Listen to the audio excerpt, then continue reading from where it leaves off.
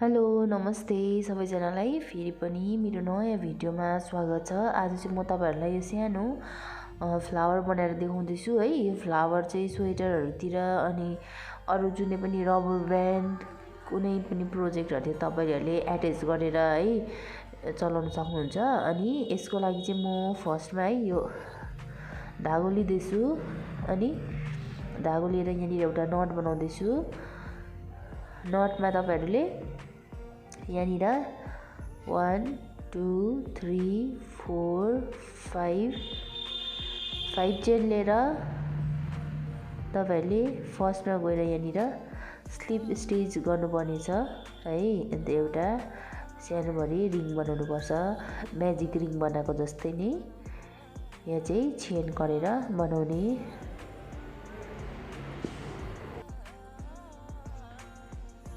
अनि अब तपाईहरुले चेन लिनुपर्छ 3 चेन।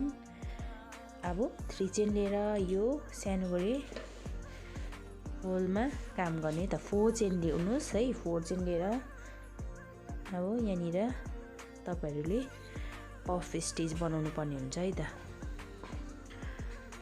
अनि पहिलाको जुन चाहिँ अलिकति छोडेको धागो छ त्यसलाई पनि पक्रिने टाइट गरेर है। अनि यहाँनिर तपाईहरुले 1 डबल क्रोशे बनाउने, फेरि 1 चेन लिने, फेरि 1 डबल क्रोशे बनाउने, 1 चेन लिने,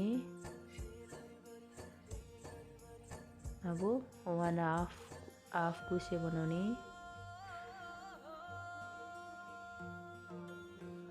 तपाईहरुले यसरी 1 हाफ क्रोशे 1 चेन बनाउँदै लास्टसम्म यसरी बनाउनु होला। 1 2 3 4 5 6 भयो। अब 7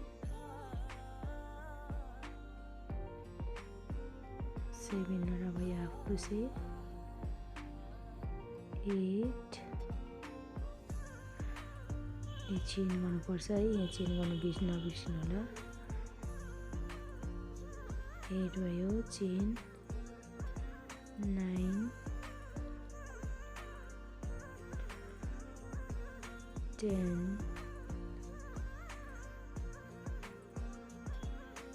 11 अनि 12। हाम्रो फर्स्टको चेनसँग चाहिँ यहाँनिर तपाईहरुले 12 हाफ क्रोशे गरेर फर्स्टको चेन स्पेसमा गएर स्लिप स्टिच गर्ने है। अनि यो राउन्डलाई कम्प्लिट गर्नु होला। तपाईहरुले काउन्ट गर्न सक्नुहुन्छ है, 12 वटा हुन्छ फर्स्टको चेनसँग।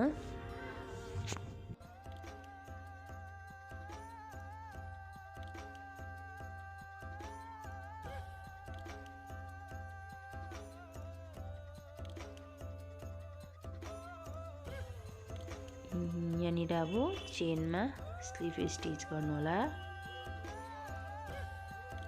अनि कम्प्लिट गरिसक्यो। अब हामी नेक्स्ट राउन्डमा चाहिँ यहाँ पफ स्टिच बनाउनु पर्छ है त। अनि यो जुन चाहिँ फर्स्टमा बनाएको सर्कल बनाएको छ नि म्याजिक रिङ जस्तो, त्यसलाई अलिकति तानेर तपाईहरुले टाइट पनि गर्न सक्नुहुन्छ है। मजाले टाइट हुन्छ त्यो। अनि तपाईहरुले त्यो धागोलाई पछाडी सिलाउनु पर्छ है त, नभए त्यतिकै पहिला नै तपाईहरुले सँगै बुन्दै लाँदा पनि हुन्छ। अब हामी यहाँ चेन लिन्छौँ 2 3 चेन, 4 चेन लिने। अब चाहिँ हामी पफ स्टिच बनाउँछौँ पहिलाकै जग्गामा। यहाँ लाने। अब माथि तान्ने, जति सक्दो तपाईहरुले यसलाई माथि तान्नुहोस्। तपाईहरुले जति लामो बनाउनु मन पर्छ है त्यति नै माथि तान्नु होला। फेरि एकपल्ट है, एकपल्ट तान्यो अनि एकपल्ट तानेर यसरी एकपल्ट निकाल्ने। यहाँनिर एकैताल चाहिँ नतान्ने, एकपल्ट तान्ने। अब दुईटा भयो है हाम्रो। अब नेक्स्टमा पनि फेरि तपाईहरुलाई अलिकति स्लो गरेर देखाउँदैछु है। फेरि यसलाई माथिसम्म तान्ने। तपाईहरुको यहाँनिर अघिको दुईटा छ, अहिलेको दुईटा भयो। त्यसबाट फेरि यहाँनिर एउटा बनाउने, 3टा भयो धागो यहाँ है। फेरि नेक्स्टमा हामी अझै एउटा 3टा सँग 4टा भयो 4टा यसरी निकाल्ने 4टा भयो। फेरि 5वटा यसरी निकाले धागो हाम्रो कुर्सीमा 5वटा भयो है त। 1 2 3 4 5वटा। अब हामी फेरि सेम नेक्स्ट उइसमा गर्छौँ। नेक्स्ट चेन स्पेसमा फेरि तपाईहरुले जति सक्दो यसलाई खुल्ला गरेर माथिसम्म तान्नु धागो तान्नु सक्नुहुन्छ है।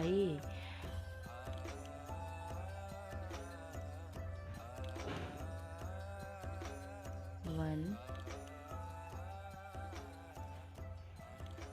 2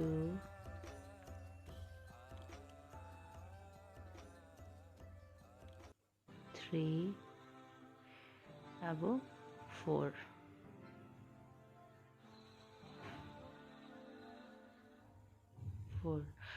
अब हाम्रो यहाँ 1 2 3 4 5 6 7 8 9 9वटा हाम्रो यहाँनिर धागो भयो है। तपाईहरुले पनि राम्रोसँग काउन्ट गर्नु होला। 2 3 4 5 6 7 8 9 9वटा धागो भयो। अब यो 9वटा धागो भएर चाहिँ तपाईहरुले चाहिँ यसलाई चाहिँ यसरी सट्टै यहाँबाट निकाल्ने। अब यहाँनिर चेन गर्ने। अब तपाईहरुको यो पफ स्टिच भइसक्यो है। यहाँनिर पफ स्टिच बनाइसकेपछि 3 चेन लिने है। फर्स्टको चेन ताने अलिकति टाइट गर्ने अनि 2 3 4 5 चेन लिने। त्यसपछि फेरि त्यही जग्गामा गएर यहाँनिर स्लिप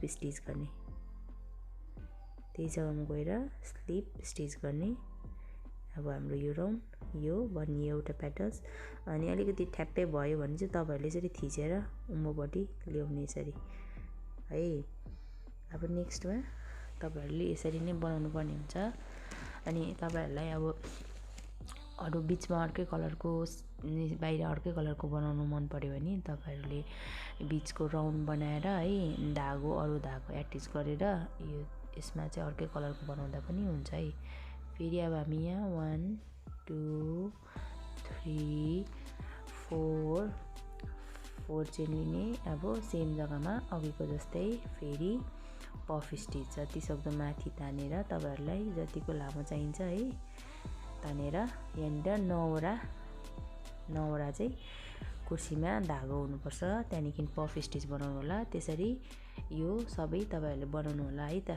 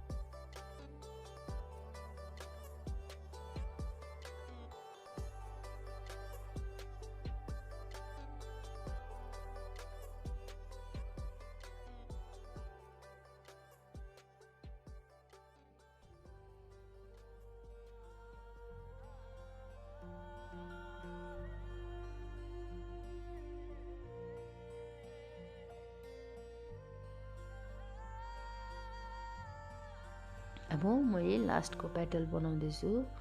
यो बनाइसकेर तपाईँहरूले यहाँनिर स्लिप स्टिच गर्नुपर्छ है।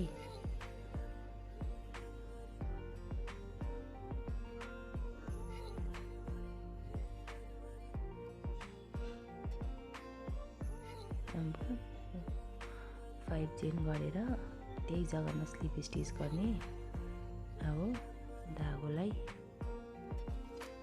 यसरी अड्काएर अब हामी धागो काट्ने। तपाईँको कतिको लामो काट्नुहुन्छ काट्नु होला है।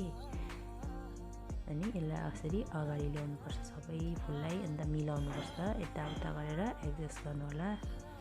अनि यो अघिको रहेको धागो छ त्यसलाई पछाडिबाट यसरी अर्को धागोको छेउमा ल्याउने टुप्पोमा, अनि यहाँ सेक्युर गर्ने। मजाले टाइट गरेर तपाईँहरूले यसलाई सेक्युर गरेर है डबल टाइट गरेर चाहिँ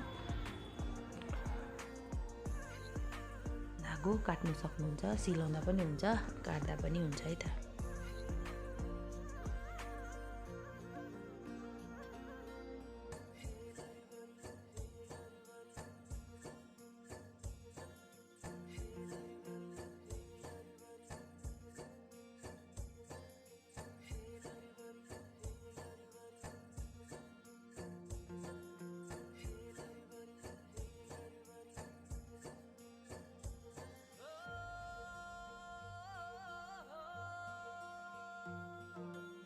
तपाईँहरूले मजाले मिलाइसक्नुभयो। अब यसको बिचको भाग बनाउने। त्यो बिचको भाग बनाउनुको लागि पहिला एउटा नट बनाउने है।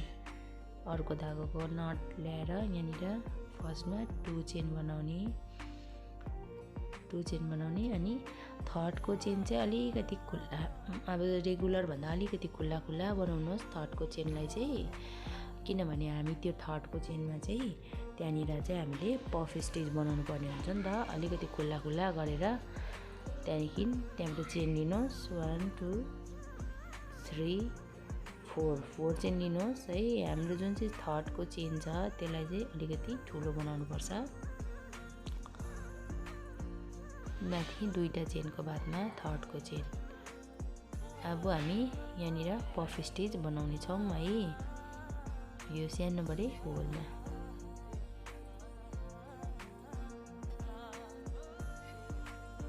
धागो लिएर यो थर्ड चेनमा यसरी लाउने, अनि माथि तान्ने, पफ स्टिच बनाउनु। अघिको जस्तै फेरि यसरी गर्ने, फेरि एकपल्ट,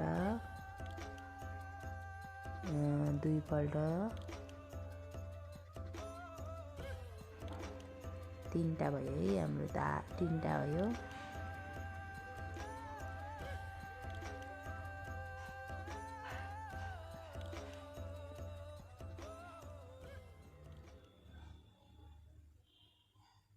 चारटा 4 5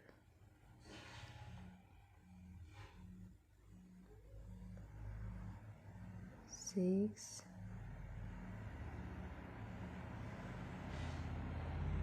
7 8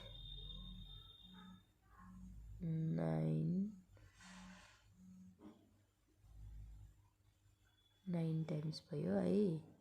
अब हामीले यसलाई अघिको जसरी नै यहाँबाट तान्ने, अनि 1 चेन गरेर अलिकति यसलाई टाइट गर्ने। अब धागो काट्ने है। तपाईँलाई कतिको लामो चाहिन्छ त्यतिको लामो काट्नु होला। अनि यसरी बिचको पट्टि यसरी मिलाउनु होला। हाम्रो यो येल्लो कलरको बिचको भाग पनि रेडी भयो। अब यसलाई हामी एट्याच गर्छौँ है।